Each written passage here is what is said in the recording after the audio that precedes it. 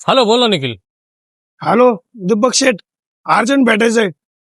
ठीक आहे, मी ये डहाणूकरला साईट चालू आहे माझी, ये तिथे मग. दानोकर मध्ये का?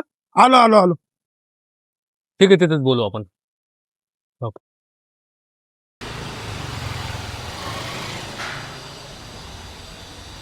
निखिल, का रे, काय तुला एवढं अर्जंट मला भेटत होतं? काय प्रॉब्लेम होता तुला? भाऊ, मला काय माहित नाही, आताच्या आता मला 1 लाख रुपये पाहिजे. काय, 1 लाख रुपये? पण एवढी मोठी रक्कम तुला कशासाठी पाहिजे?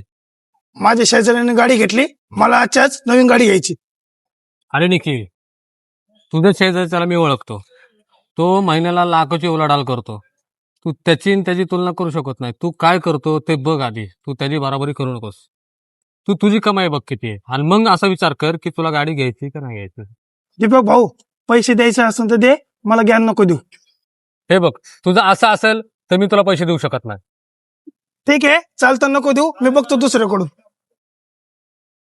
काय चाललंय? प्रॉब्लेम चालू आहे सगळीकडे, इकडे तिकडे हा, शेठ. आरंभ चालू आहे. मला 1 लाख रुपये पाहिजे होतं व्याजाने. तुम्हाला नाही देणार तर आमचा धंदा कसा चालणार? संध्याकाळी ये आणि घेऊन जा, ठीक आहे? चालते. हेलो, अरे क्या हो गया भाई, वो साइट का सब मटेरियल तो दीपक भेज भाऊ, दिया ना मैंने. दीपक भाऊ, मला पैशाची लय अडचण आहे. ह्यावेळेस काही कर, पण मला मदत कर. का रे, तुला आता का पैशाची गरज पडली? अरे भाऊ, मी शेजारीची बघून गाडी घेतली, पण माझे 3 हप्ते थकलेत. मला अर्जंट 25,000 रुपये भरायचे आहेत. पैसे नाही भरलेत, माझी गाडी उचलून येतील आणि माझी नोकरी पण गेली. आता मला सुधारणा, मी काय करू? निखिल, तुला मी पहिलेच सांगितलं होतं, दुसऱ्याची तुलना आपल्या बरोबर कधीच करायची नाही. आपली चादर बघूनच आपले पाय पसरले पाहिजे.